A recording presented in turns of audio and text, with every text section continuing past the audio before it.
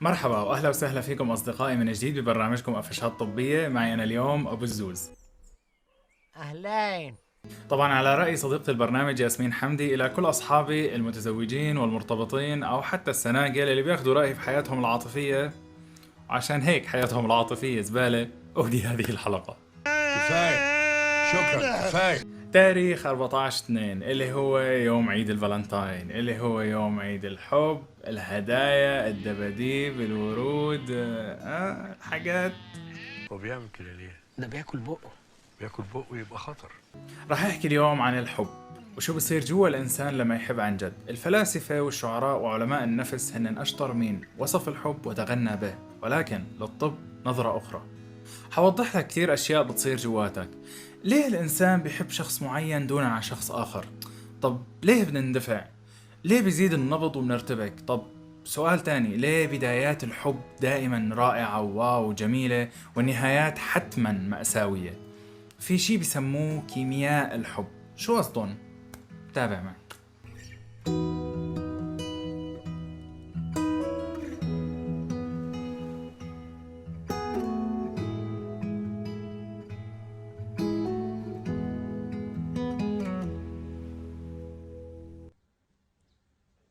هو الدين بيقول ايه؟ يقول ابن حزم الأندلسي في كتاب طوق الحمامة في الألفة والألاف: إن الحب أوله هزل وآخره جد، ولا تدرك حقيقته إلا بالمعاناة، وهو ليس بمنكر في الديانة ولا بمحظور في الشريعة. مش محتاجة حاجة يعني.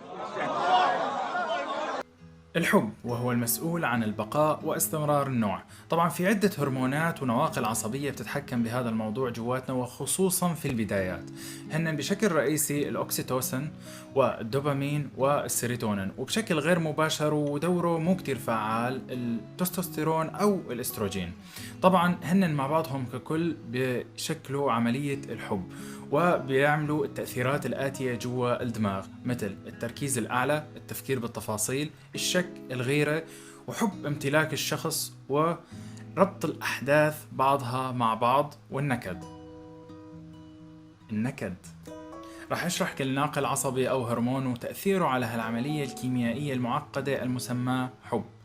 بداية الأكسيتوسين، أو ما يدعى بهرمون الحب، وهو سيد العواطف اللي بتنشأ بين الأهل وأولادهم، ليس فقط بالحب بين شريكين، وأساسي أيضا لإنتاج الحليب خلال الرضاعة، وأيضا لانقباضات الرحم أثناء الولادة. وطبعا هو موجود بالحيوانات أيضا، فمثلا لما تطعم كلبك ويفرح ويصير يهز بدنبه ويعطيك علامات الرضا، بهاي اللحظة بيكون هو الهرمون اللي انفرز جواته واللي خلاه يحبك هو الأكسيتوسين. بالحب هو مسؤول عن العواطف والمشاعر والأحاسيس، هو مسؤول عن طريقة الجلوس، تغيير طبقة الصوت، الخيالات والأحلام، الثقة والتناغم بين الطرفين. بحبها يا جدي بحبها. طب خلاص كده. طب خلاص. رقم 2 السيروتونين، وهو الناقل العصبي المسؤول عن الرضا أو السعادة، وهو بيدخل بجزء من عملية التصديق والإيمان بالله والراحة والسلام النفسي. طبعا نقصه بالدماغ بيؤدي للاكتئاب، للحزن، وفقد الشغف بالحياة. أما بالحب فهو مسؤول إلى حد ما عن الولاء بالحب، حب العطاء، الاهتمام، وأيضا مسؤول عن حالة السعادة والفرح بشوفة الحدا اللي بتحبه، والنظرة المختلفة للعالم، تحلق الفراشات وتتمايل الزهور. تغرد العناصل، تغرد البلابل، تغرد الخراف. ثالثا الدوبامين، وهو سيد مناطق المكافأة بالدماغ الموجودة بالمناطق الأمامية منه. طبعا هو اللي بيخليك لما تاكل بيتزا مثلا أو أي أكلة بتحبها إنك تشتهي تاكلها مرة تانية، وهو اللي بشكل أساسي اللي بيسبب الإدمان لأي شيء بالحياة، سواء كان مصاري، عقاقير، أو حتى عادات. وبشكل إيجابي هو اللي بيخلي عندك دافع لأنك تحقق أي شيء أو تنجز أي شيء بدون ما تخاف، وبإنك تغامر وتتقدم بالحياة. تأثير الحب على الدماغ أنه بيطلق العنان لكميات كبيرة من الدوبامين، وبالتالي بيحفز مناطق المكافأة بالدماغ. يعني تقريبا تأثيره على الدماغ مثل تأثير المخدرات. يعني الحب هو نوع من الإدمان، ولكن أخف شوي من المخدرات. مش احسن ما يشرب مخدرات؟ مخدرات؟ انت بتقول ايه يا جدع؟ أما ما يحصل خلال الحب خارج الدماغ، وليه القلب بينبض بسرعة؟ طبعا فهذا ببساطة نتيجة إفراز كميات كبيرة من النور أدرينالين بالدم، متزامنة مع الهرمونات الأخرى والنواقل العصبية اللي حكيتها من شوي. أضف عليهم الكورتيزون اللي أيضا بيعلى تركيزه بالدم، فبيؤدي لحالة من التوتر الخفيف وعدم الرغبة بالأكل وبالنوم في بعض الأحيان.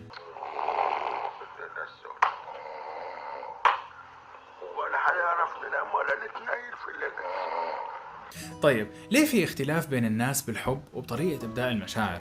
طبعا ببساطة لاختلاف تراكيز الهرمونات اللي بينتجها الدماغ. فمثلا لو كان عند الشخص هرمون الدوبامين عالي فرح يزيد الاندفاع والتهور وتخبيص الدنيا على دماغنا ودماغ اللي جابونا. أما لو زاد الأوكسيتوسن فرح تزيد اللهفة والحنية، ورح يسمعها ميادة حناوي ويعرفوا بعض بنزار قباني. ياه، لما يبقى الموت ساعات طعمه أحلى من الحياة. ياه، شايف؟ ياه حياة. أما على الجانب الآخر بتورجينا الأبحاث بأن العلاقات طويلة الأمد مرتبطة بمناطق أخرى من الدماغ، وبتكون أكثر استقرار وثبات ومو مثل بدايات الحب وانفعالاته. وبتقول أيضا بأن العلاقات الأكثر استدامة واللي بتطول وبتكون أكثر نجاحا هي بتكون معتمدة على 3 أساسيات، ألا وهي التفاهم، الاحترام، والود. الود تحديدا. وفي مشاعر أسمى وأعظم وأصدق مثل المحبة، واللي بتختلف تماما عن الحب وما بيكون هدفها الاستمرار بالنوع.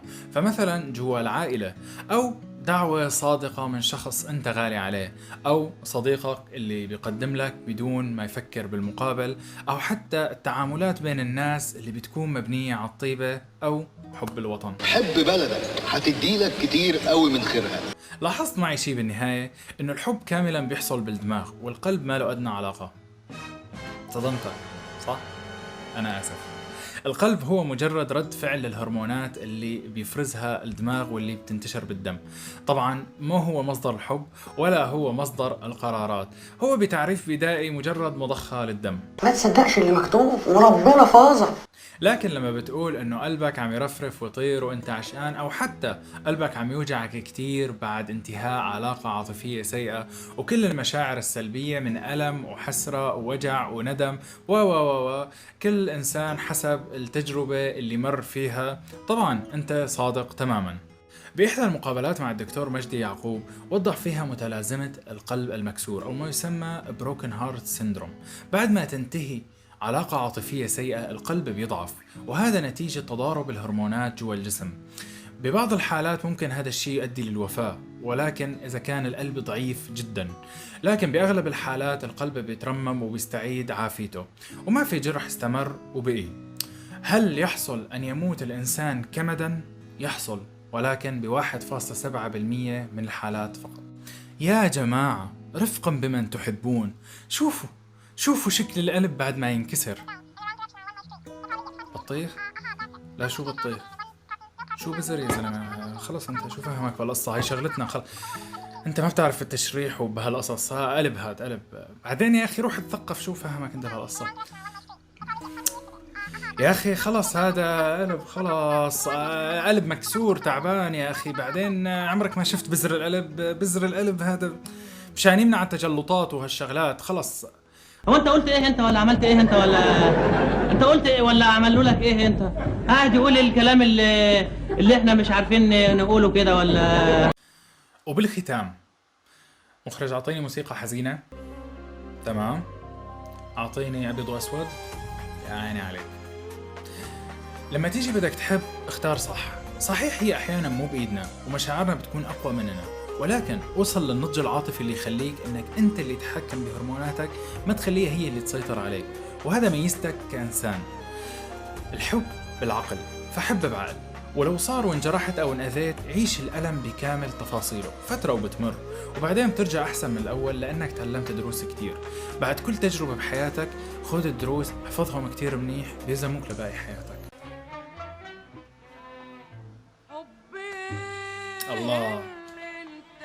الله يا فيروز.